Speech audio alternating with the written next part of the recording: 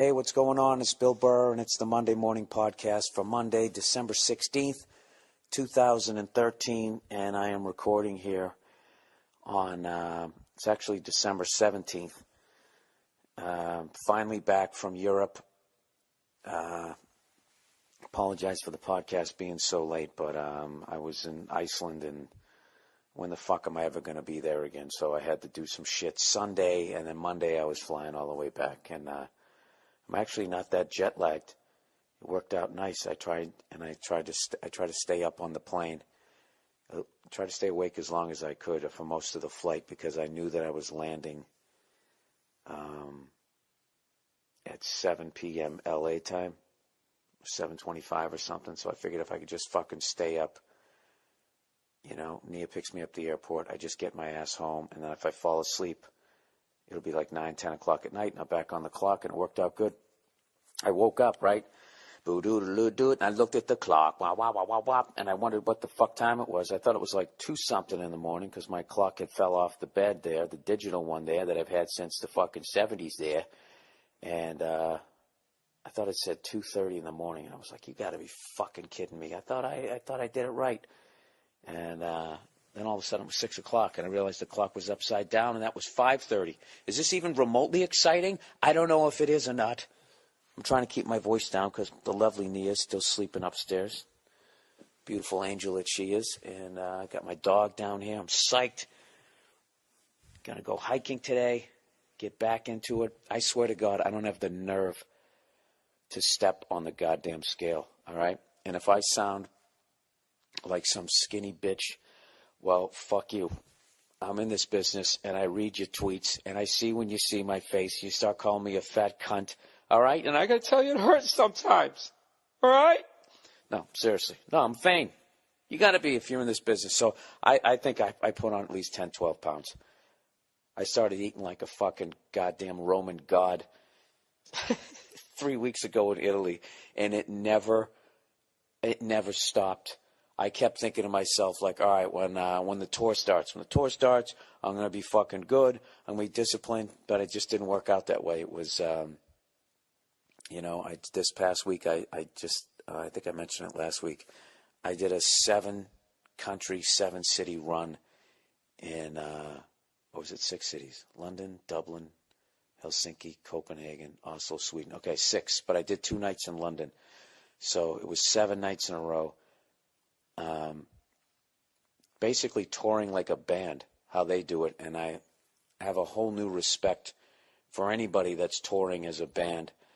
That was hard enough to do by myself with no equipment. I don't have to bring anything. I just fucking show up, mic and a mic stand, go up to the microphone. I love when they go, you want to do a sound check? It's like, well, did it sound okay when you talked into it? Well, yeah. Well, there you go. What am I going to do? Go up there, fuck, cunt, you know? So, anyways, I lost another mixer on this fucking trip. Fool me once, shame on you. Fool me twice.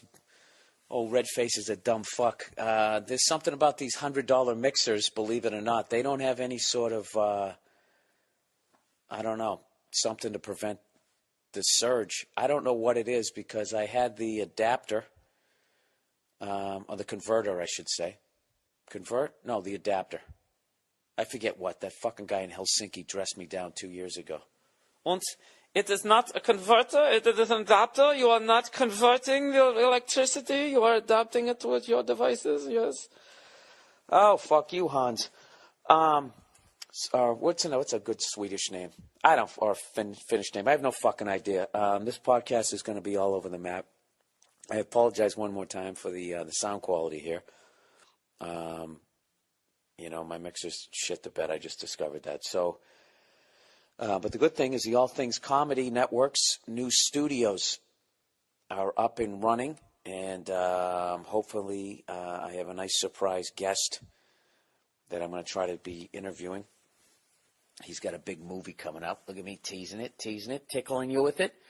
But I don't want to say that he's going to be on it because I know he's fucking busy doing press for it. But I ran into him when I was in Dublin, which was the greatest fucking thing ever. Him and his friends were fucking hyping the movie, and I was in Dublin, and we just went out and fucking drank and sang Christmas songs. It was fucking awesome. Such a great tour. And, yeah, at the risk of being corny, I got to tell you, at one point, I was doing the second show in Finland, and I had this feeling when I was on stage that I was doing exactly what the fuck I'm supposed to be doing in life. I can't explain it. There's something about making people laugh that far away from where you live and where you speak a language, and if you're still connecting, that's pretty much about as great an affirmation that, you know, I'm supposed to be doing. If this shit is still working this far away, oh, what a fucking week. What a week. I got to tell you something right now. I did a show in Dublin, Ireland, and all the crowds were great, but I got to tell you, those fucking people in Ireland are the funniest. I can't even explain. I swear, well, there's something about, like, when I go through Great Britain and Ireland, it's like Scotland and Ireland, they're like the knuckleheads that I grew up with. And when I go to London, London is like, is kind of like all the people that I met when I went to New York that were from Boston. So they did move away from where they were from, but they still brought that thing with them, because people in London are hilarious. But I was doing a show, Dublin, on Monday night at the Vicar Street Theater or something. Just this awesome venue. By the way, Jim Gaffigan's going to be there. If any of you Irish cunts are listening to this, you got to go see him. I was supposed to tweet about that. I'm going to do that today. The hilarious Jim Gaffigan's going to be there. Anyway, so it was on a Monday night. And it's a really hard night to try and sell tickets. And these people showed up in force. And I can't even tell you how... They were fucking hilarious. Like, I was on stage, and there was this thing I was talking about people hugging their kids, and how that is a good thing, but if you do it too much, it could potentially make them weaker. So I mentioned, I've been telling this story for like 6 to 8 months, and I've been saying how that, you know, my mother wasn't a hugger and didn't hug us when we were kids. And people just listen, and it's just a small detail that leads to this other part that I want to talk about. So I've said that line uneventfully, if that's even a fucking word, with no issue whatsoever, for like 6 months. Now I'm in fucking Ireland, and I just throw that line out there like I'm not even thinking about it, and say, yeah, I said, you know, my mother didn't hug me when I was a kid, and I'm getting ready to say the next sentence, and like 15% of the crowd goes, aww. I'm not even doing it the way they did it. Just collectively broke my ball. It was just such the classic fucking, it was like that Boston Irish thing that I grew up with, distilled to its purest form with actually real Irish people, where you'd almost have to be there to fucking understand what was behind it. It was like, I opened the emotional door just a crack, and automatically it's just, they just bust your balls about it. Like, you fucking, you know what, like, you think I think we got hugs? You freckled cunt, shut the fuck up and tell the joke. I can't even, it just, I would try to explain it to Nia. She laughed, but still, you kind of had to be there. And then, you know, so I laughed. I was like, I'm not fucking trying to get your sympathy. I'm trying to get to this next part, you assholes. And the whole crowd fucking laughs. And then like a half hour later, what I had done when I was over there was I bought a bunch of DVDs with me. Like just basically the DVD itself with this little paper thing. And I was just handing them out to people because I'm trying to get them to show other people, you know, when I'm out there, so I can keep coming back, basically trying to get them to spread the word of my comedy. And then someone's just like, well, why don't you just put it on Spotify, you dumb fuck? And I'm like, because I'm old, all right? I feel like I have to bring the hard copy. So I tell these assholes that I'm giving them free DVDs at the end of the show. And I'm halfway through that spiel, telling them that they're getting a free DVD, all right? And I'm in the middle of it, and I hear this guy in the back of the crowd goes, oh, fuck off. I didn't even think I didn't even explained what I was doing. I don't know if I had gotten to the part where they were free. I don't know what the fuck. Or it was the fact that I was trying to, once again, go to a nice place where, hey, I really appreciate you guys coming out. This really means a lot to me. And I want to keep coming back here because I think you got a great country or whatever. And I just opening the door that much. Oh, fuck off. So I finally just looked at them. I went, Jesus Christ. They were already laughing. I was like, you know what? I've played in almost 22 years as a comedian. I have played in front of some miserable motherfuckers. But you guys, and they were already laughing, are the most miserable fucking cunts I've ever been in. And they loved it. Absolutely loved it. And it killed me that I couldn't go out drinking with the crowd because I had to fucking go, I had an early flight, of course, all the way over to Helsinki. But, and it was just kind of those moments all the way through the tour that were unreal. Like in Helsinki, I hope I'm not boring you guys with this shit, but in Helsinki I did 2 shows. And the first show I went out and I just, like, felt like I couldn't get on a roll for like a lot of the show. Like I'd get laughs and then it would stop. I would get laughs and then it would stop. And I was like, and it got to the point, like there was one point in the first show that something I said bombed so hard that I almost got a little depressed. And I definitely thought, because in my head, I was thinking about, like, wow, I think I've reached the limits to where my act works. Once I get on the other side of the Baltic Sea, and you really feel that. When you get on the other side of the Baltic Sea, you get that feeling like, where I'm not in Europe anymore. You're starting to feel like I am heading towards the Soviet Union. Even though, a good, 20% of that country is in Europe. You just get this, I can't explain it. You're in Eastern Europe. You're starting to get like that Baltic, Slavic fucking vibe. And I had to use all these tricks that I've learned as a comedian over the years to basically stop the, the proverbial comedy jet from going into a spin and, crashing into the ground. I just committed harder. I started improv, after trying to tag every joke with something new, something to get me present. And I was able to, I still had a good show and everything, and I know they had a good time, but I was thinking in my head, like, man, this guy wanted me to go to Estonia, which is basically like a fucking 50-minute boat ride from Finland. And I was thinking, like, there's no fucking way I'm going there. I think I've reached the end. And then something happened during the second show where I was talking about getting a gun and how I like this one gun because it was quieter and those bigger ones are too fucking loud. And if you pull the trigger, you're going to fucking destroy your ears.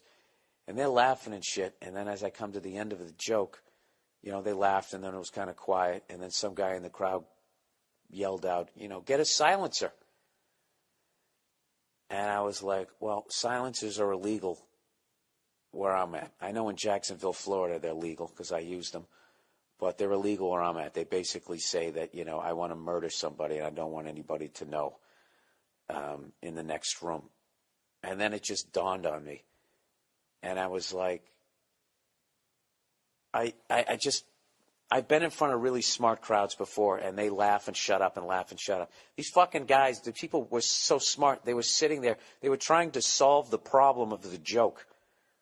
They're laughing at the joke while coming up with solutions. So I finally said to him, I said, listen, I was like, is this what you guys are doing? All right. I'm like, this isn't a fucking think tank. It's just a comedy show. And then I somehow connected with them in that moment. And then I had them for the rest of the way. And I just started riffing on that. Anytime a joke would only do okay, I would just start riffing on like the solution to whatever the joke was. And that got them back in it. And I was able to get on a roll with them, and it was just kind of that all week, dude. And it was, oh my God, fucking Helsinki. I watched the sun go down at like 3:30 in the afternoon from my hotel. Oh, I think by the time I got there, that's right. By the time I got to Helsinki, because I had to connect in London at Heathrow, which, by the way, is if you ever have to go to Heathrow Airport, I would suggest doing 2 hours of yoga before you get there. It is a unbelievable test of your patience, of your cardio, your sanity, and it's fucking. And I, of course, you know me, I failed miserably. I lose my shit at LAX.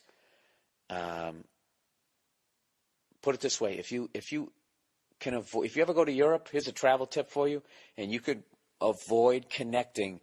If you're not going to London, I would highly recommend not connecting in London, because it's not like connecting in other.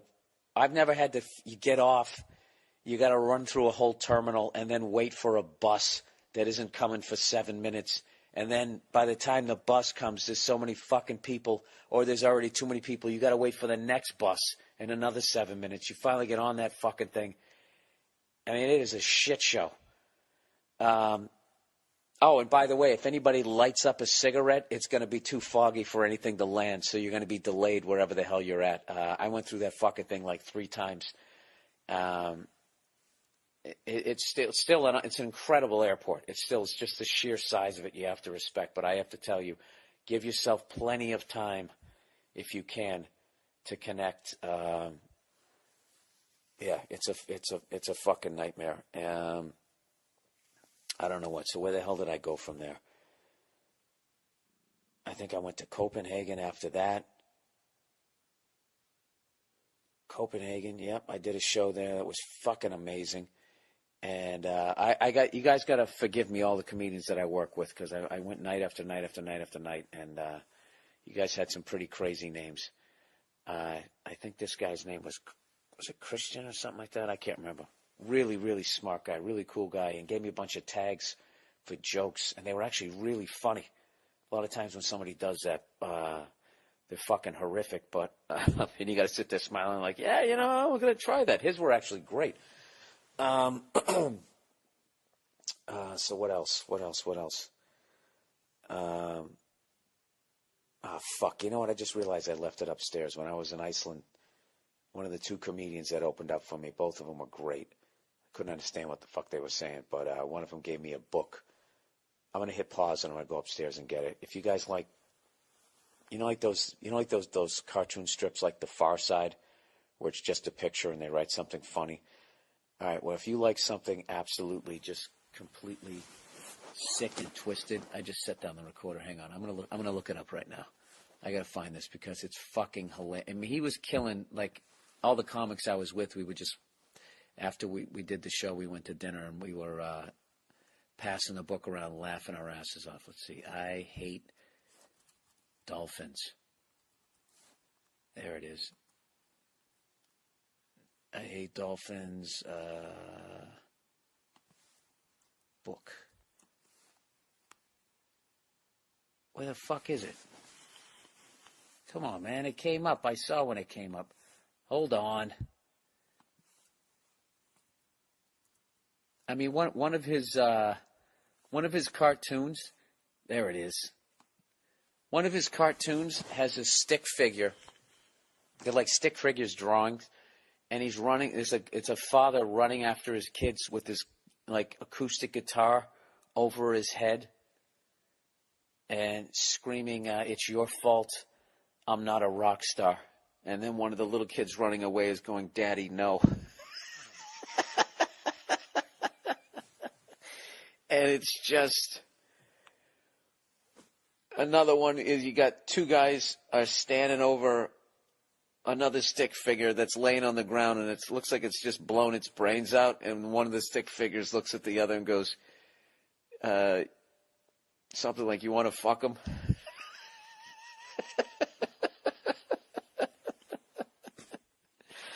It's just the darkest, sickest shit. He's got 2 books.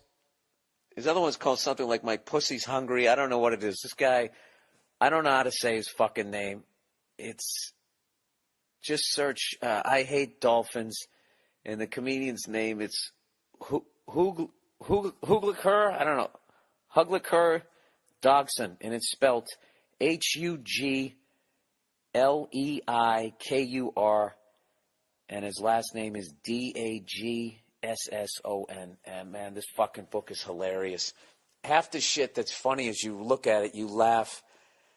and then you hand it to your friend, and he's looking at it. You read what it says, and you got to kind of look at the picture and put it together. So watching your friend taking in the joke is I think it's even more enjoyable. But he was fucking funny, man. He broke my balls when he brought me up, like switched into English, and I forget, I can't remember what the fuck he was saying. It was just great. And the guy who came on before him was also awesome. They're just really, really funny people. Dude, Iceland is insane. Do you know they have an app over there that basically when you meet somebody and you want to start dating them, you just search it and you see how you're related. It'll show how you're related. I'm going to say that again. They have an app over there. You meet a woman in a bar, or a woman meets a guy, or whatever. A couple of twinkle toes meet each other there.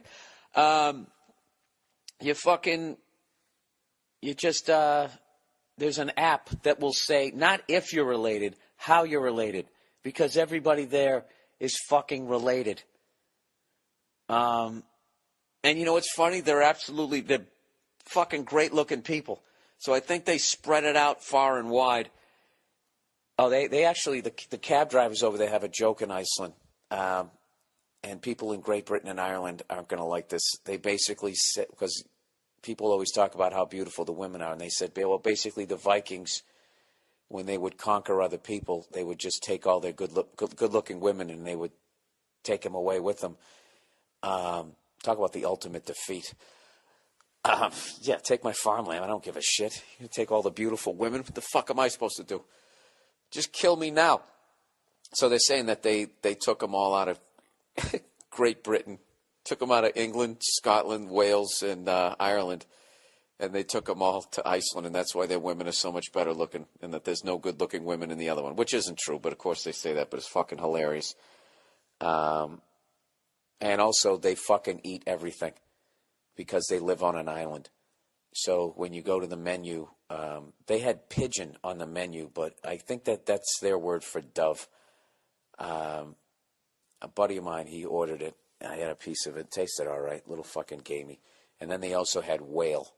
And that was the only thing that I didn't like about Iceland, was there's a number of restaurants that you went into and you could actually eat whale, which to me is like eating an elephant. You know what I mean? There's just certain animals, like, look, if they had like a jackal sandwich or a fucking hyena sandwich, there's certain animals where you're just like, you know what, you're a cunt, all right? Or there's enough of you. Like, I'll eat venison. I don't give a fuck. There's plenty of goddamn deer running around with their diseased ticks, okay? Fucking up the front ends of a bunch of cars. I don't give a shit about that. But whales, I mean, they're like endangered. They must not be endangered or at least Iceland doesn't give a fuck. I don't really understand how that works. But you could actually eat whale.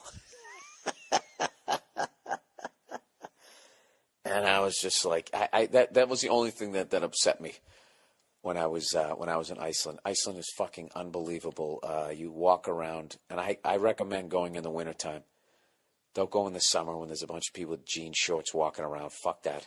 You go in the summertime, and they got this thing, the Blue Lagoon Spa there that you go into. I can't even describe it, dude. It's fucking insane. You're in this fucking giant salt water like pool that's heated. There's steam coming off it. You're surrounded by snow, and everything just looks blue. It's like you have on those. Someone was saying, Mitch Hedberg, rest his soul, those blue tinted sunglasses that he used to wear. It's like you're wearing those fucking things. I don't know. It was an absolutely amazing, fucking amazing trip. I had a great time in Sweden. I just don't want to leave any city out here. Sweden, I performed in this theater. It almost looked like you were in like a circus tent, but it was a theater. Like when you looked out, you felt like you were standing in the middle, but it was like, because it was like in the round, but not totally. It was like a semicircle kind of thing. And Oslo was the place I spent the least amount of time, but I just had a great time. Smoked a fucking Cuban cigar. That's another great thing. Cubans are legal, and there are ways to get them back in the country. Wink, wink.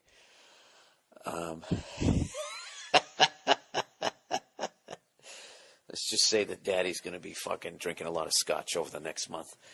And it's also a great thing, too, if you got buddies who smoke cigars. You sneak some in for them. Or maybe you don't. You allegedly do it. All right, this is the Monday Morning Podcast. All right, let's get into the advertising for this week. All right, the Man Great system. Man Great, everybody. This season, think the Man Great. What is the Man Great, you ask? Or maybe you didn't, but you're happy that I just asked that question for you. They are 100% made in America. Cast iron grilling grates that are revolutionizing the way people grill. Named one of 2012's best grilling accessories by Men's Health magazine, Man Grates are the perfect gift this holiday season. Click on the Man Great banner at BillBurr.com for their $19.99 holiday special. Remember, each Monday Morning Podcast order comes with a heavy-duty grilling brush. Again, that's the Man Great Grill Enhancement System. Order today at BillBurr.com. Somebody was bitching about the shipping on these things, going, it's actually not $19.99. It's more like $35. It's like, dude, it's 100% cast iron grilling grates. That's going to make your dad or your brother, whoever else is into grilling, make their steaks taste fucking delicious forever. Okay, you can't kick in an extra $15 to ship the fucking thing and you get a grilling brush? Jesus Christ. You know what? I don't know what it is in the Chinese New Year, but I think this was the year of the whiny cunt. All right. What do we got here? Dollar Shave Club, everyone. For a couple of bucks a month, DollarShaveClub.com delivers amazing quality razors right to your door. Not only does it save you a ton of cash, it saves you from trudging to the drugstore for a pack of blades. I always tell you guys, I always get stuck behind either the person coming in to buy, 12 cases of beer, or I get stuck behind the old lady, an old guy that, want to get ice cream and develop film and all that crap, right? And they got 20 registers and only one is open, because they're trying to exploit new revenue streams. You know the deal. You don't have to deal with that because now with Dollar Shave Club for a couple of bucks a month, amazing quality razor blades are delivered right to your damn door. That's right. No more wasting time and no more getting hit up for like $20 every time you buy razors. Everybody here is getting their Dollar Shave Club blades, and you should too. And here's a genius idea. Try replacing your old shaving cream with Dr. Carver's Easy Shave Butter from DollarShaveClub.com. Trust me, your face will thank you later. Don't waste time at the drugstore behind the lady paying in pennies. Go to DollarShaveClub.com/Burr or go to BillBurr.com and click on the Dollar Shave Club banner. Keep your stress level low and your bank account balance high. Shave time, shave money. Go to DollarShaveClub.com/Burr. What do we got here left? We got 2 more left. All right, we'll do some more podcasting and then I'll get back to that. So, is there anything else I can tell you guys about? Here's a good one for jet lag. I like to fly at night. Leave wherever you're going. Like if you're flying east to west, if you fly around 3, 4 in the afternoon. That's also the sweet spot at the airport, by the way, because then you're coming around 2 o'clock in the afternoon. And for the most part, people, wherever they're staying, they either want to get the fuck out of there or they want to try to stretch in another day. So they either get, fly between 6 in the morning to 10, or they start leaving around, 5 or maybe 7 because they want to skip the rush hour traffic. So that's a good time to go. And you're flying into night. So it's easy to go to sleep. You can get 8 hours. You're definitely going to be jet lagged when you get to Europe. But coming back, when did I leave? Oh, yeah, you know what sucked? The only thing that sucked when I was coming back was I was in Iceland. So I'm halfway across the Atlantic Ocean. But it was like $1 zillion and way more miles than I had to try to get a nice business class seat straight to L.A. So I had to fly back to fucking Heathrow. Connected in Heathrow. And I was getting off Icelandic Air and switching to Virgin Air. So I had checked my bag and I had to fucking go to baggage claim. I had to go through customs, go down and get the fucking bag, and then do the bus thing to the this thing to the that thing with the fucking bag. And dude, you want to hear about a whiny cunt cursing up a fucking storm. And then I ended up having plenty of time. I had plenty of time. I ended up drinking a couple of scotches there, and I talked to some woman who was from Poland, and I was saying, you know, I had some people come out to my shows in Poland, in Copenhagen. I'd love to go there. And she's like, well, where do you want to go? And I was like, Warsaw. And she just shook her head. She said, hey, you don't want to go there. It's too commercial. And she fucking broke down all of Poland for me. So I'm telling you guys, you got to do it. You got to do it if you got the time or whatever. Or make time. Fuck that. Even if you got kids, fuck it. All right? Fuck getting that second flat screen TV. Fuck their college education. It's going to be there. Okay? They're not going to get a college education because you spent fucking 7 days in Europe one fucking time. One time you spent it there and you dropped them off with the parents to watch them. That's great. They're going to get closer to your grandparents. You know? Your parents will get to spend time with your kids and you'll get to go over there, get to see the world from a different perspective. You got to fucking do it. Highly recommend it. And you can do it on the fucking cheap. You really can. Just get your fucking asses over there and have yourself a salmon sandwich, all right? I really hope as many people as, you know, fucking go. You know what's great? And I've been reading when I was in Scotland. I told you, somebody gave me this book, David Lee Roth's book that came out in the late 90s, Crazy from the Heat. And I got to tell you, this is a fucking killer book, man. And what I love about it is he's not dishing a bunch of dirt about Van Halen and going, Eddie's a cunt and Michael Anthony and Alex and all that. He definitely takes a shot here or there. But he went through a real painful fucking thing with the ending of that. And God knows they trashed him enough. But a lot of it is he's describing what it's like to be on the road. And right now he's talking about the extensive travel that he's done. Talking about he ended a tour in '83 with Van Halen in Argentina. So he's with his security guy, Big Ed. Not to be confused with Eddie Van Halen. This is a different guy, Big Ed. And he's like, well, you know, we kind of have to go past the Amazon to get back to L.A. Why don't we go there? And Big Ed was like, oh, yeah, I've always wanted to go to Africa. And David Lee's just like, all right, close enough, whatever. So and he talks about just like dropping a boat into the Amazon River and going fucking down the river, up the river, whatever he's doing, getting dysentery, feeling like he's going to die, having 12-second convulsions. This is a fucking rock star. Who the hell does this shit, man? It's really, really amazing. And when I put down the book this morning, he was about ready to go up. He was in the Himalayas, going through the valley, approaching Mount Everest. He has this great theory of, like, you know, because he's a night guy, that he's seen all these great cities. He always brings his bicycle on tour and he rides a bike through the city at night. And he said you really get to see the city and feel the spirits of the city. And I was thinking, fuck, man, maybe I told you this last week. Is I kind of had that moment when I was sitting there outside the Vatican. You got to fucking do it. You got to fucking do it, okay? And if some shithead like me who fucking didn't flunk everything in high school, but I swear to God, I got C's, D's, and E's. They weren't called F's where I was from. It was a fucking... I told you this before. When I was a freshman in high school, I was going to go to Notre Dame and become a lawyer. And by the time I was a sophomore, I was like, well, maybe I'll get into roofing. That's how bad I did. Just completely shit the bed. Like fucking fumbled the punt, whatever the fuck you want to call it. Yeah, it was awful. So anyways, that's my travel talk. All right, that gives all the people who hate sports.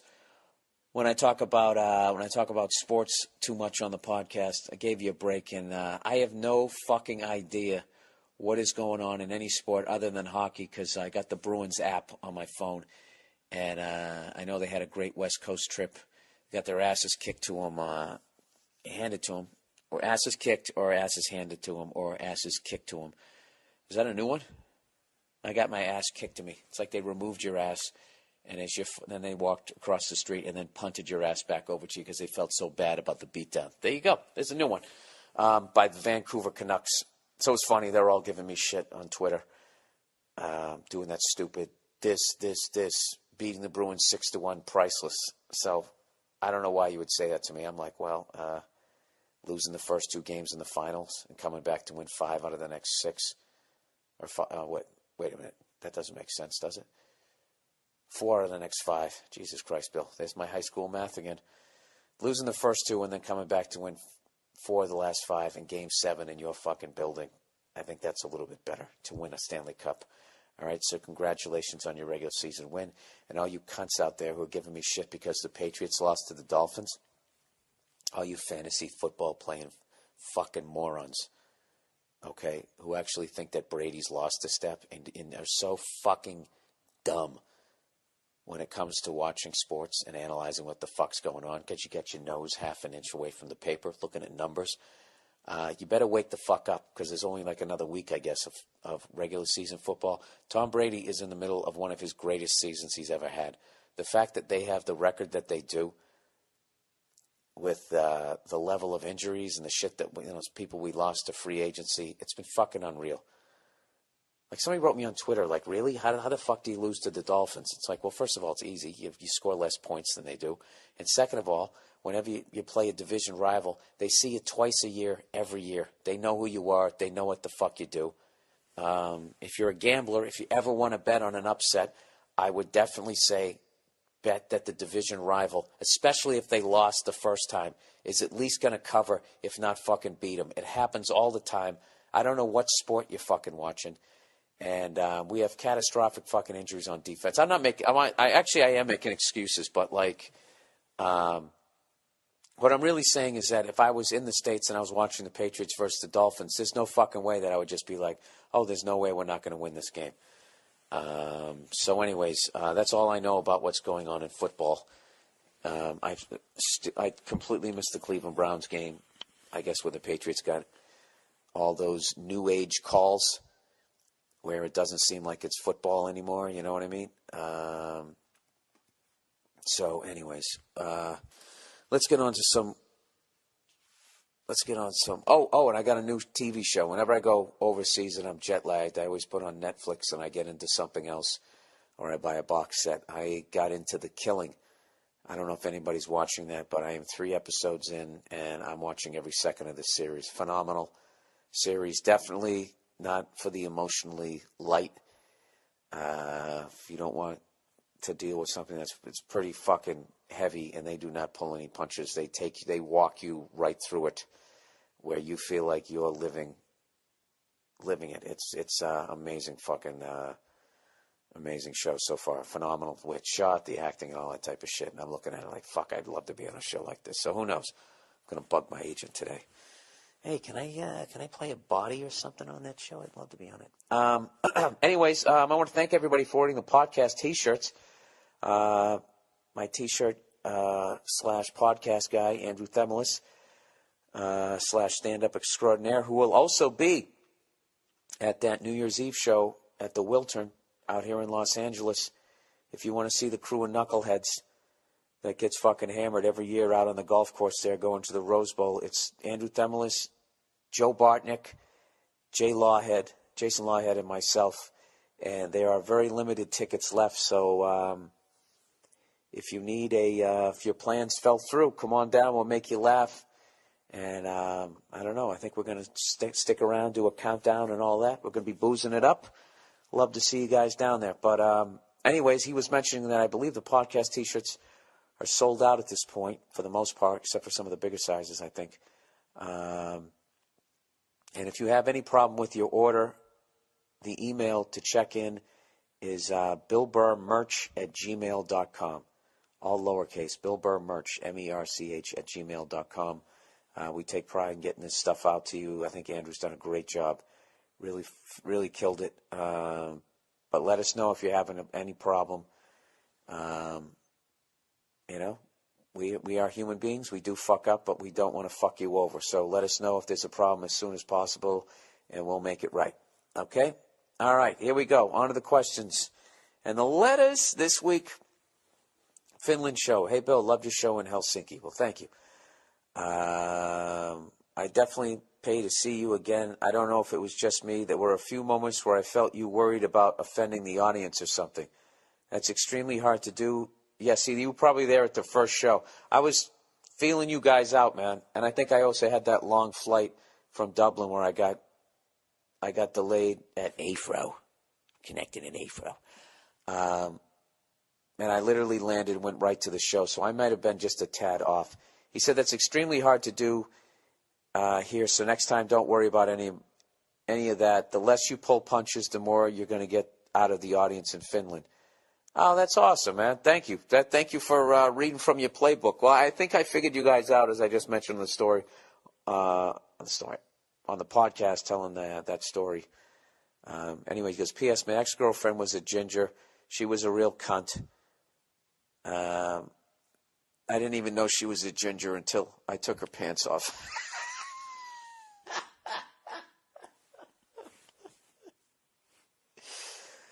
Ah, shit. Ah, it's fucking funny. Yeah, no, you know what it was I came out and I it's just like, you guys are really fucking, like, any comic who's going to play Finland over there. I can't say, this is just my experience because it was my fucking jet lag, my act that I was doing and whatever the fuck was going on with me chemically. So I can't say that this is going to happen, but they're a fucking great crowd.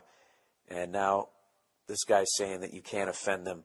You know what's great? When you go through all of those, I basically did all of the Nordic countries. And I've told you guys this before. Scandinavia consists of Norway, Sweden, and Denmark. And those three countries, that's Scandinavia, but within them, Scandinavia is part of the Nordic countries. And that includes all of Scandinavia, the three I just mentioned, and then Finland, Iceland, and I think they're called the Faroe Islands. That's the only place I didn't go, the Faroe Islands, which are like northwest of Scotland. But what's great when you go through all of that is, for the most part, it's predominantly Lutheran. Lutheran or Lutheran, I don't know how to say it properly, but they basically believe that when you die, you're dead. You just go into the ground. And it's just like, and I say, well, don't you wonder, like, can you wrap your head around not existing? And they're like, yeah, it's just like before you were born. You don't remember that. It's the same thing. And because of that, they're really fucking logical, if that makes sense. If there's any comedian listening to this, I would basically describe, like, you ever do a college gig and you think you're bombing, but then you realize, oh, wait, this is a really smart school. And they just laugh in a different way. That's basically what Helsinki was like. So thanks for the heads up. I did have a great time. And I hope those people on the first show had a good time, too. I was, I don't want to let people down, I'll make sure I give them the whole fucking thing. And I made a rule that I wasn't going to bitch at all on this tour because I knew it was going to be brutal going from place to place to place to place every day, fucking waking up, going to the airport, landing, and then trying to figure out how fucking making my jokes work. So because I made the rule that I wasn't going to bitch, I only bitched like 30 times as opposed to like 3,000.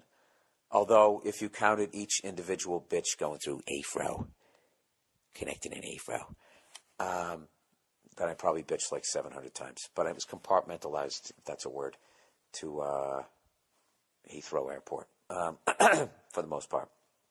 All right. Hey, Bill, love from Morocco. Bill, before I start, I just want to let you know that my sister and I attended your show in London last week. You did a great job, blah, blah, blah, blah, blah. You had the whole crowd and blah, blah, blah, blah, blah. But enough with the ass kicking. Okay, here's a little conspiracy theory for you. At the end of the show, we had a little argument about your ghost segment. Yeah, I don't believe in ghosts. He said, which was fucking hilarious to go through a place that doesn't believe that you go anywhere when you die. When I was going through Scandinavia and the Nordic countries, because I'd be like, usually when I say there's no ghosts, I don't believe in ghosts, there's someone in the crowd that's like, oh, no, I believe in ghosts. Yeah, absolutely. And they were just sitting there in those other countries just like, yeah, why the fuck would you believe in ghosts? That's stupid.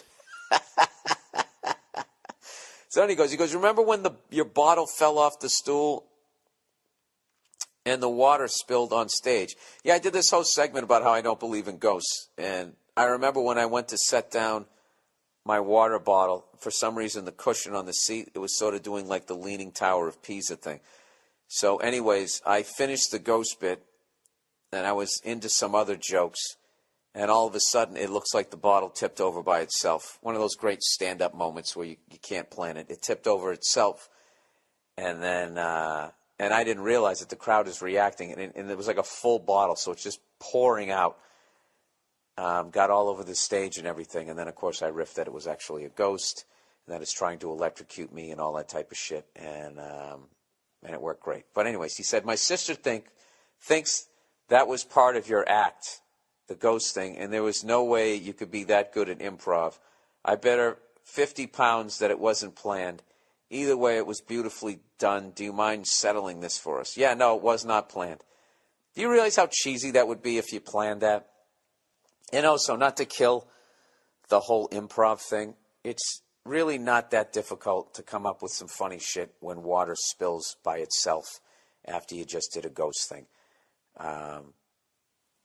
It isn't, and you don't realize how many times, you fucking improv. Everybody's improving.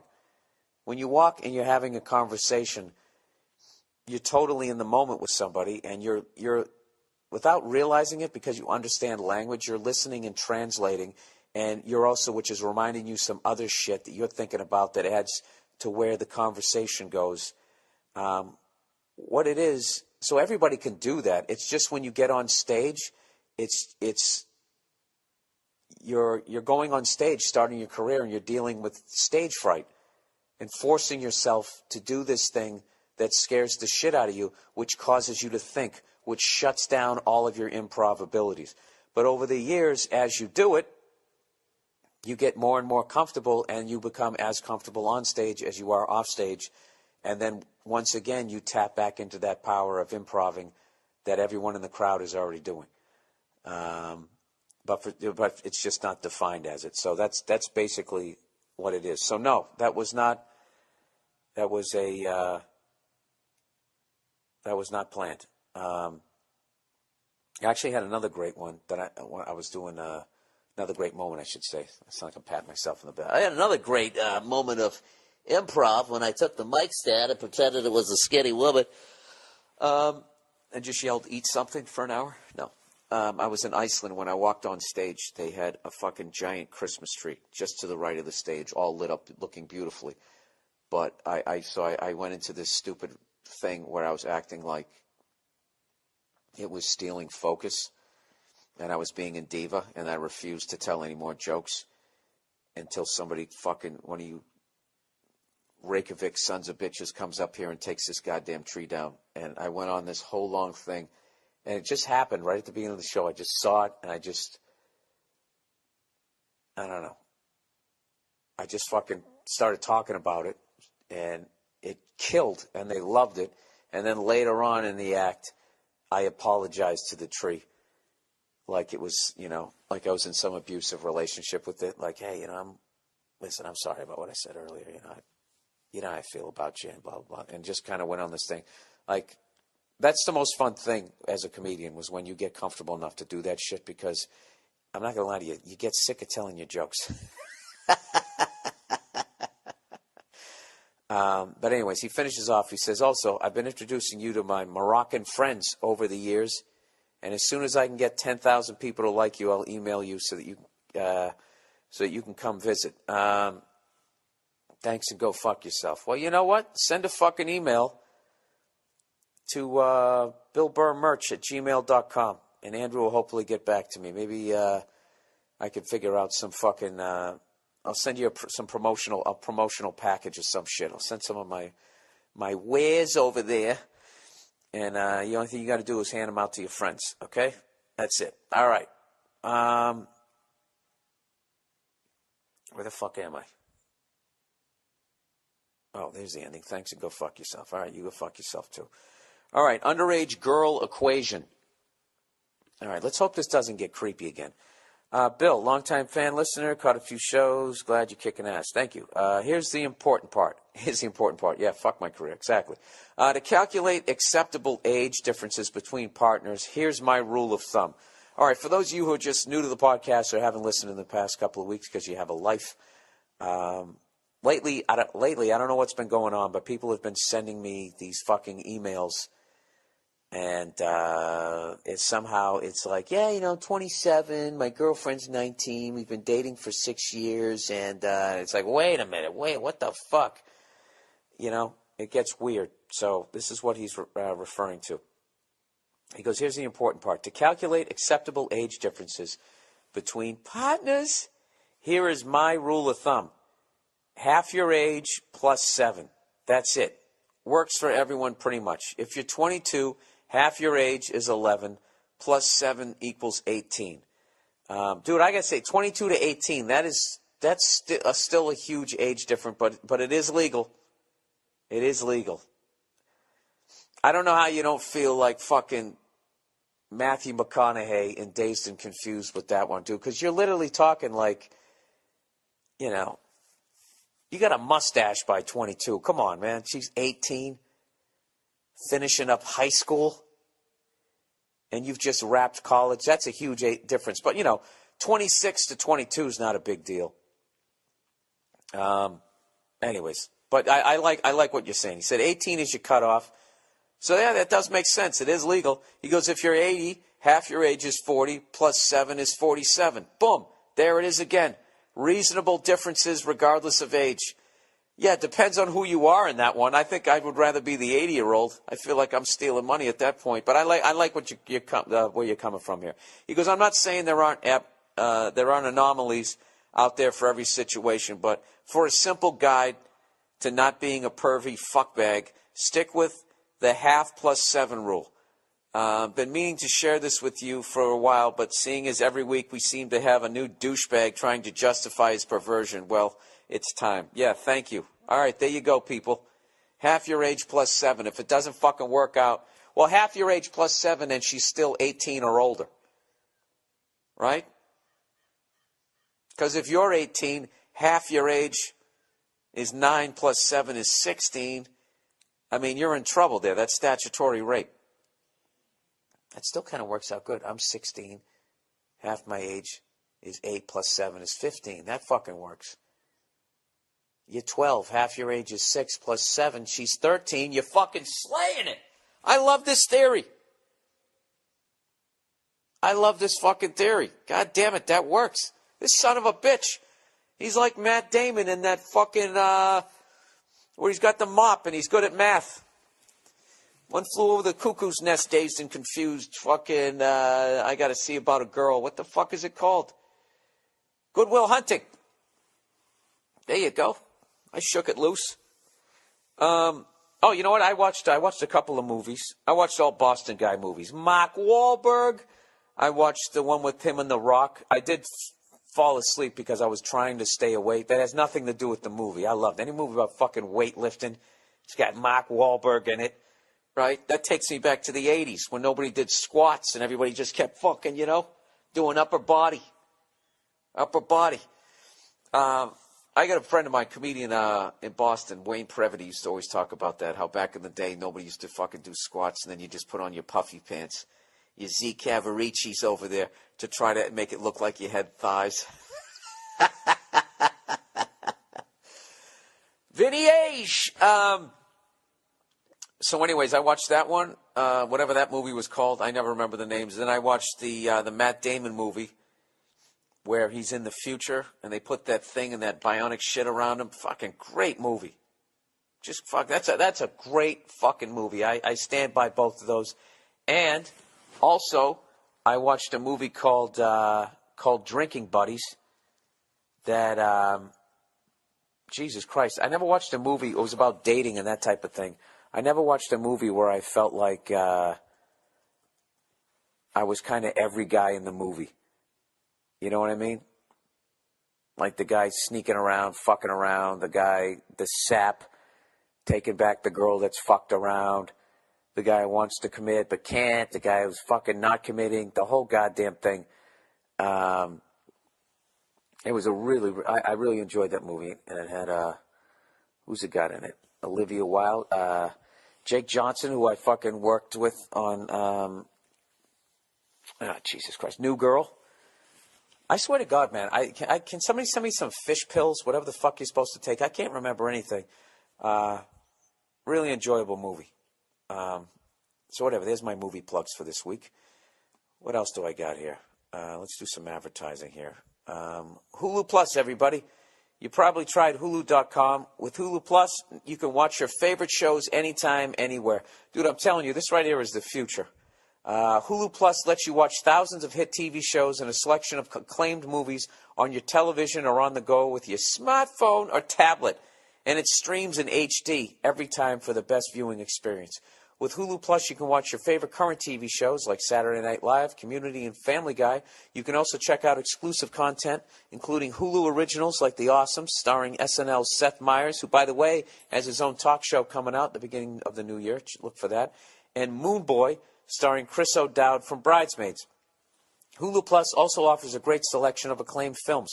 For only $7.99 a month, you can stream as many TV shows and movies as you want, wherever you want. This really is the future, people. This is how you're going to watch TV. Right now, you can try Hulu Plus for free for 2 weeks when you go to huluplus.com/Bill.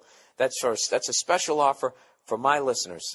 Make sure you use huluplus.com/Bill so you get your extended free trial and that they know that everybody over here sent you. Go to huluplus.com/Bill now or click on the Hulu Plus banner on the podcast page at billburr.com. That is the future, my friends, especially if you travel. I don't know, you're in college, you're not going to be around a TV or over a friend's house, you're going home for the fucking holidays. It's the greatest thing ever. And last but not least, everybody, it is at least, we got 3 more here. 2 more, sorry. eVoice. The holidays are coming, and as a business owner, you know what that means. Crickets. Face it. Leading up to the holidays is the calm before the storm. Now's the time to do something that will dramatically help your 2014. eVoice. eVoice is the simple technology that helps you make more money. With eVoice's toll-free or local numbers, call routing tools, and a professional dial-by-name directory, your business will look like $1 million. And with eVoice, if you can't take a call, they will transcribe the voicemail and email it to you. You'll never get caught off guard again. eVoice has been helping companies save thousands of dollars every month, making them more efficient and more productive. There's no quicker or easier way to transfer your business for 2014. And with eVoice, you can try it before you buy it. Jesus Christ, can these guys make it any easier? Right now, you can slow it down, Bill. Right now, you can get a 30-day trial to eVoice when you go to eVoice.com/Bill Burr or go to BillBurr.com and click on the eVoice banner. That's on the podcast page, by the way. That's eVoice.com/Bill Burr or BillBurr.com and click on the eVoice banner. Now's the time to take charge of your business and prepare for a productive 2014. Once again, go to eVoice.com/Bill Burr or go to BillBurr.com, click on the podcast page, and click on the eVoice banner for your free 30-day trial. That's eVoice.com. Jesus Christ, they got it. All right, Stamps.com, everybody. The last one here. One great resolution you can make for the new year. Maximize every minute and every dollar for your small business. I know an easy way to do that with Stamps.com. Think about how much time you wasted going to the post office, driving there, finding parking. Stamps.com is the better way to get postage. Just use what you already have, your computer and printer, to get official U.S. postage for any letter or package. Then the mailman comes and picks it up. Doesn't get any more simple than that. With Stamps.com, everything you can do at the post office, you can do right from your desk whenever the hell you want to do it, and at a fraction of the cost of one of those expensive postage meters. I've been using Stamps.com for months. Actually, no, for like a year and a half. It's about as convenient as it can get. And I got to tell you, with all this merchandise, the T-shirts and that type of thing, it would be an absolute nightmare to have to go to the post office. So anyways, right now, use my last name, Burr, to get this special offer, no-risk trial, plus a $110 bonus offer that includes a digital scale and up to $55 free postage. Don't wait. Go to Stamps.com before you do anything else. Click on the microphone at the top of the homepage and type in Burr, B-U-R-R, that's Stamps.com, enter Burr. And there you go. That is your advertisements for the week. Your adverts, as they say over there in England. I guess they say that. What are we doing here? Let's go to the next one. Sparkling water. The next email here. Sparkling fucking water. Bill Pickles. Oh, I get it. Dill Pickles. Dill Pickles. Bill Pickles. I get it. All right, there's a new one. There is a new one, my friends. He said, I saw in one of your tweets that you were upset about accidentally ordering sparkling water. Yeah, that happened to me when I was in London. Going to Afro, connecting in Afro. They put it in a clear bottle. It looks just like water. And, when you're in a different country, like, shit gets hard.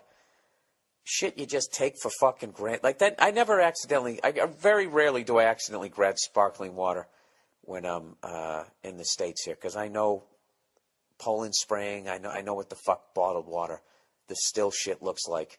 But that is the most amazing thing when you travel abroad is this part of your brain you have to use that you never use. Like, I never realized how much shit I recognize just out of color. And then all of a sudden you go overseas and you're just like, all right, is that a taxi or a police car? Is that a pharmacy or are they selling clothes? And I'm not even joking because the way that some of the stores look overseas, their style that they'll do the store in, that's their style for a fucking pharmacy. Although pharmacies are pretty easy over there because they have a neon green like cross. It's really easy to find, so that's probably a bad one. But anyways, yes. So anyways, he goes, I hope you come around on this score. It's never too late to change. I think this guy's just telling me that he likes sparkling water. Well, Jesus Christ, Bill, why don't you just read the fucking thing so we can all find out? All right. He said, men of great character and sophistication have long been enjoying sparkling water. Oh, Jesus Christ. Well, let me go dress up for this fucking email. This guy's sitting there with his legs crossed wearing an ascot? Is that how you said? He says it's a satisfying bevy that you can drink endless quantities of while you battle the temptations of various other addictions. Like when you're off the bottle, I highly recommend reaching for a bottle of San Pellegrino. It has a punch that plain water or fruity juice just can't give you. It's like hard alcohol in the sense that it's an acquired taste. On top of the hard alcohol, a nice, I don't know how that is, Gerald Steiner, mixes wonderfully with alcohols of all kinds, my preference being vodka and whiskey. It's a much better mix than fruity juices and sodas and all that other pussy shit. Just cuts a bit.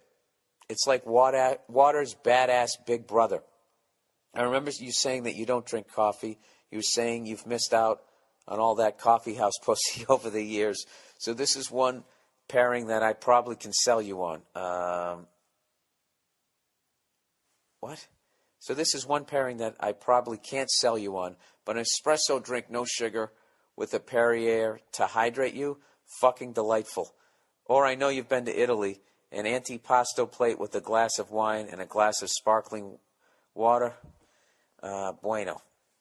I hope I said that right. Buono, B-U-O-N-O. Love the stand-up, love the podcast. As a working poor type 9-to-5er, the podcast makes Monday almost bearable. Look at you getting all fucking...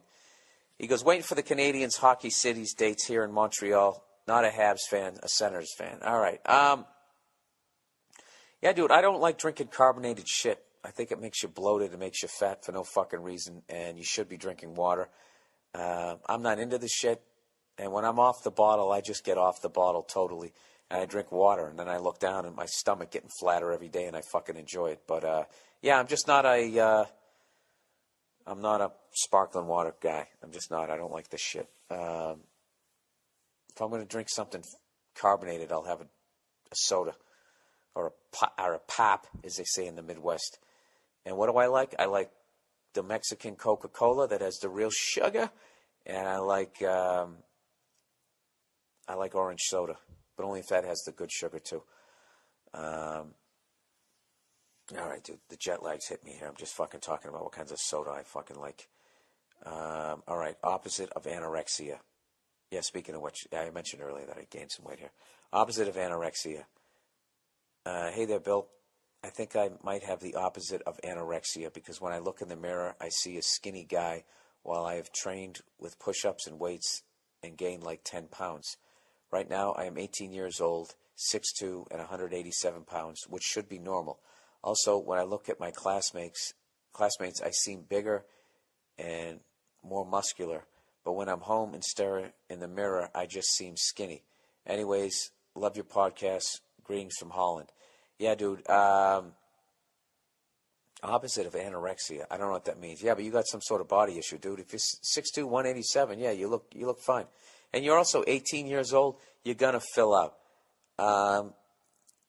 My suggestion is to look into the mirror and override those negative thoughts and think something positive. And I got to tell you, dude, when you get older, okay, and you got to go to the gym for 2 fucking weeks to get yourself looking halfway decent, and then you have one French fry, and it negates all 2 weeks that you did, you're going to fucking look back and go, God, remember when I was 6'2" and I was 187 pounds? For the love of God, enjoy this period in your life as much as you can, because there's no way to enjoy it fully the way some old bastard like me could, because I know what it's like now to fucking do all the work I did and then go away for a couple of fucking weeks and come back and look like, oh my God, dude, I fucking had on a pullover sweater the last fucking night, and I took a picture with somebody and I was sucking in my gut and I still look like a fucking, I knew it. Somebody took a picture of me when I was in Iceland and I saw I'm getting my fat head back again. It killed me. So, dude, you're killing it. You're 6'2", you're 187 pounds, you're 18 years old, you got your whole life ahead of you. You should just be focusing on finding fucking places to go have a good time. All right? Go out, go chat up the most beautiful women you can find. You just have a great fucking time. All right? Quit looking in the mirror thinking you're some fucking skinny loser. You're not. All right? You're a goddamn fucking rock. You're the rock star of your life right now. All right? And then don't use this as some negative thing like, oh, it's all downhill from here. Stop being a fucking pussy. Go out and enjoy your goddamn life. You look great, you son of a bitch. Go fuck yourself. All right. Accidentally racist. Hey, Bill, I was waiting in line for the water fountain at my gym with a buddy, and this African-American guy was taking forever to fill up his gallon-sized water bottle. Don't you fucking hate people who do that at the gym? Cheap motherfuckers. I get that you're doing it. I get it. But if you see somebody behind you, you got a gallon water bottle. Maybe it was just a bigger one. You know what? Be a good shit. Turn around and be like, hey, you just getting a drink? Yeah, let me step aside. You know? Be a fucking asshole. You know what that's like? That's like people who stand in the middle of sidewalks with 4 other friends and have conversations, and the whole world has to walk around them. Or they do it in the airport. If you're stopping and you're going to make your flight, or you're trying to figure out where the fuck you're supposed to be, well, go grab the wall. Get over to the fucking wall. Let people, you know, and if your car fucking breaks down, if it's safe to do it, fucking push it to the side of the road, you dumb cunt. All right, sorry. Anyways, he goes, I was getting impatient, as you should have. He goes, I remembered that the gym recently got rid of a separate fountain with a big nozzle so you could fill up a water bottle quicker. So I remarked to my buddy, didn't they used to have separate fountains for these people? Oh, shit. Oh, no. He goes, before my buddy can respond, the African-American guy turns around and says, excuse me? Cue foot and mouth. So what's the best accidentally racist story you've got? Wait a minute, dude. Yeah, I hope you explained that to him. You know what? I have to think accidentally. I know I've done that. Wait, how did I do that? Oh, I remember when I was in D.C., I just made a joke and the guy didn't find it funny. And then I felt like a fucking asshole. It was right after Obama got elected. I was in D.C. and I was fucking hammered. And I was coming back to this hotel with Joe DeRosa. And the security guy who was black, African-American, said something to me. And as a joke, I go, oh, what, the president's black now? So, and I'm hammered. And I thought he was going to laugh. And he stared at me like, oh, my, like, this is a white person who actually thinks this shit. And I was like, I was just fucking around. Joe's like dragging me away. Like, I went like, it was a joke that would have worked if I was sober and I was in a comedy club and I'd set it up right, but I didn't. Oh, and I kind of fucking knew the guy, but I didn't know the guy. It was 3 a.m. I was drunk, and it, like, dude, it was fucking horrific. And it kills me that I wasn't able to explain myself, because I guarantee that guy still fucking at least told that story for 2 weeks. So, I don't know. That's actually a good topic. If anybody else has accidentally racist shit, oh my God, that's like, I would submit that to fucking Larry David. Doesn't that seem like an episode of his show? You know? He'd have in the beginning, like, just whining that he has to go to the gym and all that shit, bitch, moaning and complaining. He sees the guy with the water bottle. And then the misdirection is he talks about how cheap these people are, and he actually defends the gym for all the water that they're using. And then when he shows up, it's gone, and then he stands behind. I mean, the whole fucking thing is right there. And you put that music underneath it, you got yourself an episode. All right, ski lodges. Hey there, Billy Bunny Hill. What's your take? What's your take? A good weekend. Come on, people. You know I can't read out loud. Can you at least help me by at least trying to put all the words from the sentence in the fucking email? What's your take, I'm going to guess, on a good weekend of banging snow bunnies and drinking hot chocolate? What's my take on it? What? That sounds like one of those fucking titty movies I watched when I first got cable. What take would I have on it other than that's fucking awesome? He goes, the occasional outdoor hot tub scene, wood fires and turtlenecks, some marijuana, and Monopoly washed down with a dark red. I don't even ski, but if I ever start, it's to be able to live in that Dumb and Dumber Aspen type scene. Oh, absolutely. Somebody asked me recently, if I skied, and I told him that story how when I was in Utah with Jay Lawhead, and we stayed an extra day and went skiing up in, where do they do that film festival? Sundance. We were up around there. We went skiing up there, and it was great. But I don't like skiing. I love the workout, and I love all that aspect that you're talking about, like coming down, and they got the fire going, and you're drinking beers. Dude, it's fucking awesome. But I have just never participated in a more blow-your-knee-out fucking sport than skiing. But just your description there, like that right there is why I want to go. It's the shit.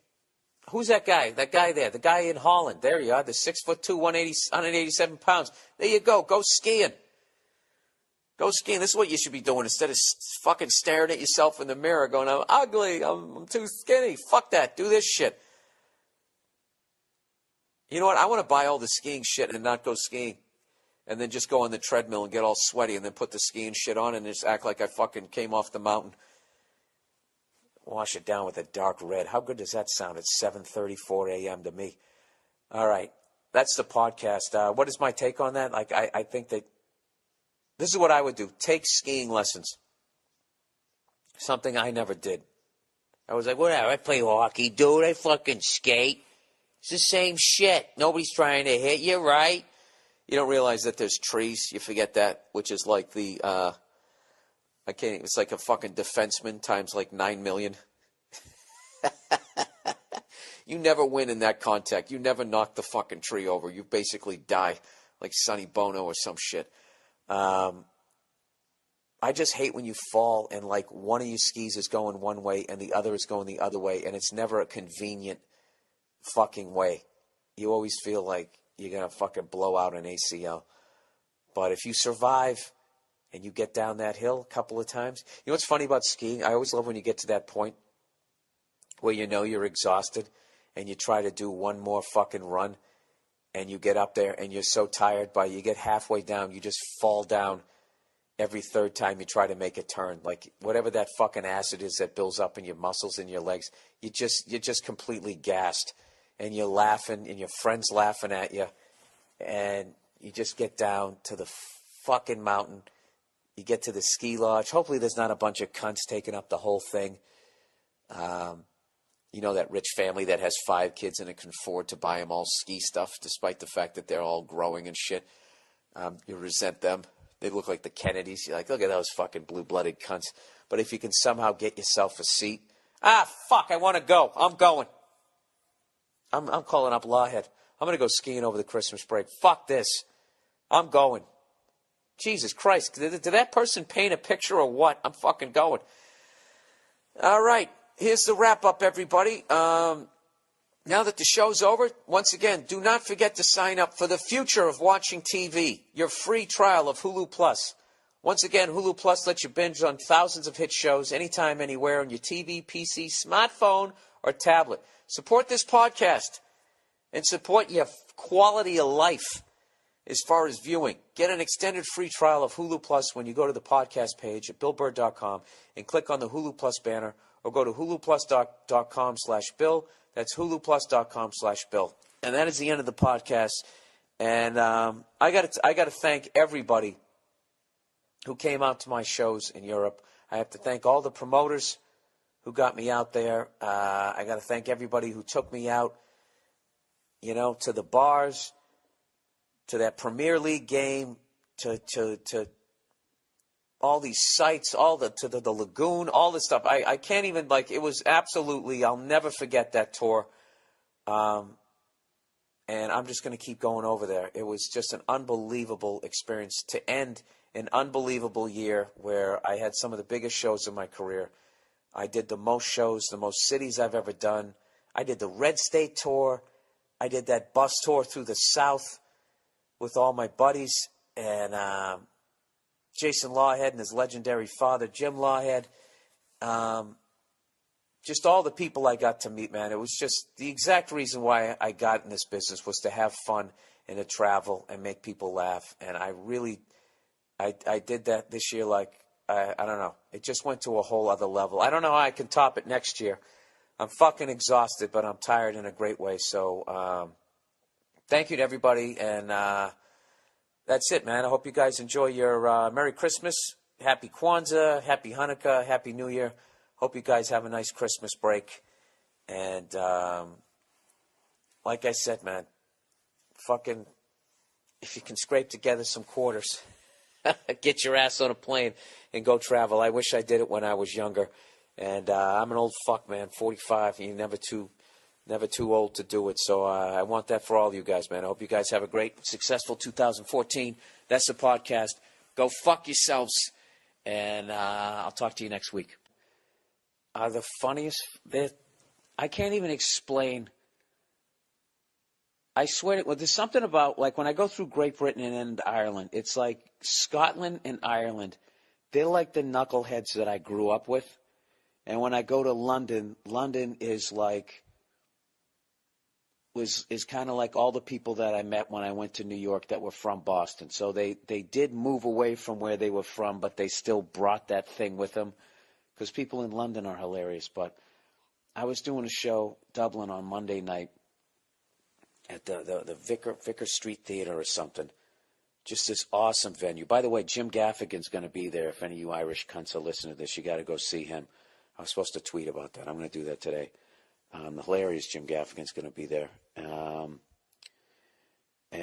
Anyway, so it was on a Monday night. And it's a really hard night to try and sell tickets. And these people showed up in force. And I can't even tell you how they were fucking hilarious. I was on stage, and there was this thing I was talking about people hugging their kids, and how that is a good thing, but if you do it too much, you could potentially make them weaker. So I mentioned, I've been telling this story for 6 to 8 months, and I've been saying how that, my mother wasn't a hugger and didn't hug us when we were kids. And people just listen, and it's just a small detail that leads to this other part that I want to talk about. So I've said that line uneventfully, if that's even a fucking word, with no issue whatsoever for 6 months. Now I'm in fucking Ireland. And I just throw that line out there I'm not even thinking about it. And say, I said, my mother didn't hug me when I was a kid. And I'm getting ready to say the next sentence. And 15% of the crowd goes, "Aww." I'm not even doing it the way they did it. Just collectively broke my ball. It was just such the classic fucking, it was like that Boston Irish thing that I grew up with, distilled to its purest form with actually real Irish people, where you'd almost have to be there to fucking understand what was behind it.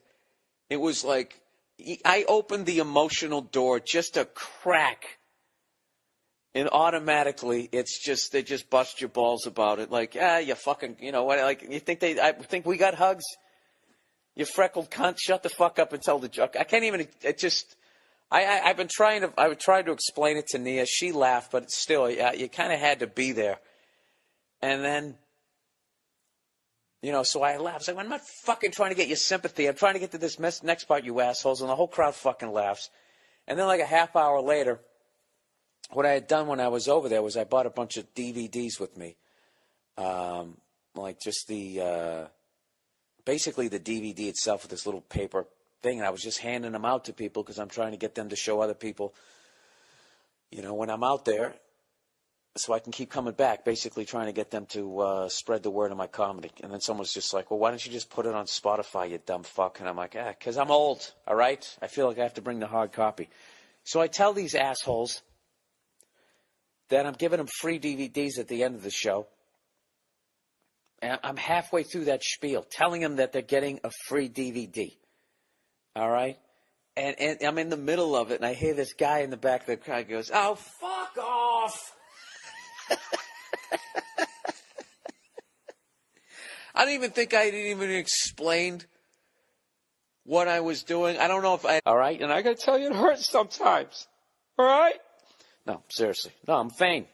You got to be if you're in this business. So I think I put on at least 10, 12 pounds. I started eating like a fucking goddamn Roman god 3 weeks ago in Italy. And it never stopped. I kept thinking to myself, like, all right, when the tour starts, I'm going to be fucking good. I'm going to be disciplined. But it just didn't work out that way. It was, you know, this past week, I think I mentioned it last week. I did a 7-country, 7-city run in, what was it, 6 cities? London, Dublin, Helsinki, Copenhagen, Oslo, Sweden. Okay, 6, but I did 2 nights in London. So it was 7 nights in a row. Basically touring like a band, how they do it. And I have a whole new respect for anybody that's touring as a band. That was hard enough to do by myself with no equipment. I don't have to bring anything. I just fucking show up, mic and a mic stand, go up to the microphone. I love when they go, you want to do a sound check? It's like, well, did it sound okay when you talked into it? Well, yeah. Well, there you go. What am I going to do? Go up there, fuck. Cunt. You know? So, anyways, I lost another mixer on this fucking trip. Fool me once, shame on you. Fool me twice. Oh, Redface is a dumb fuck. There's something about these $100 mixers, believe it or not. They don't have any sort of, I don't know, something to prevent the surge. I don't know what it is because I had the adapter, or the converter, I should say. The adapter. I forget what. That fucking guy in Helsinki dressed me down 2 years ago. Und it is not a converter. Hey, what's going on? It's Bill Burr, and it's the Monday Morning Podcast for Monday, December 16th, 2013, and I am recording here on, it's actually December 17th. Finally back from Europe. Apologize for the podcast being so late, but I was in Iceland, and when the fuck am I ever going to be there again? So I had to do some shit Sunday, and then Monday I was flying all the way back, and I'm actually not that jet lagged. It worked out nice. I tried to stay up on the plane. I tried to stay awake as long as I could for most of the flight because I knew that I was landing at 7 p.m. LA time, 7:25 or something. So I figured if I could just fucking stay up, you know, Nia picks me up at the airport. I just get my ass home, and then if I fall asleep, it'll be like 9, 10 o'clock at night, and I'm back on the clock, and it worked out good. I woke up, right? Boo-doo-doo-doo-doo, and I looked at the clock, wah, and I wondered what the fuck time it was. I thought it was like 2-something in the morning because my clock had fell off the bed there, the digital one there that I've had since the fucking 70s there. And I thought it said 2:30 in the morning, and I was like, you got to be fucking kidding me. I thought I did it right. And then all of a sudden it was 6 o'clock, and I realized the clock was upside down, and that was 5:30. Is this even remotely exciting? I don't know if it is or not. I'm trying to keep my voice down because the lovely Nia is still sleeping upstairs. Beautiful angel that she is. And I got my dog down here. I'm psyched. Gonna go hiking today. Get back into it. I swear to God, I don't have the nerve to step on the goddamn scale, all right? And if I sound like some skinny bitch, well, fuck you. I'm in this business, and I read your tweets, and I see when you see my face, you start calling me a fat cunt. It is an adapter. You are not converting your electricity. You are adapting it with your devices. Yes. Oh, fuck you, Hans. What's a good Swedish name? Or Finnish name. I have no fucking idea. This podcast is going to be all over the map. I apologize one more time for the sound quality here. My mixer's shit the bed. I just discovered that. So, but the good thing is the All Things Comedy Network's new studios are up and running, and hopefully I have a nice surprise guest that I'm going to try to be interviewing. He's got a big movie coming up. Look at me teasing it, tickling you with it. But I don't want to say that he's going to be on it because I know he's fucking busy doing press for it. But I ran into him when I was in Dublin, which was the greatest fucking thing ever. Him and his friends were fucking hyping the movie, and I was in Dublin, and we just went out and fucking drank and sang Christmas songs. It was fucking awesome. Such a great tour. And, yeah, at the risk of being corny, I got to tell you, at one point, I was doing the second show in Finland, and I had this feeling when I was on stage that I was doing exactly what the fuck I'm supposed to be doing in life.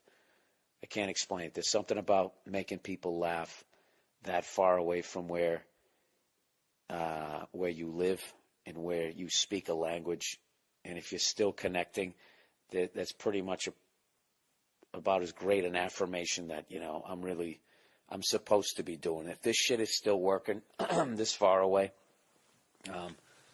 what a fucking week. What a week. I got to tell you something right now. I did a show in Dublin, Ireland, and all the crowds were great, but I got to tell you, those fucking people in Ireland